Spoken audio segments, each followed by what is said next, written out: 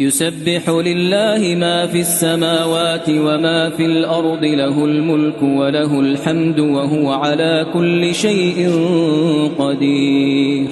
هو الذي خلقكم فمنكم كافر ومنكم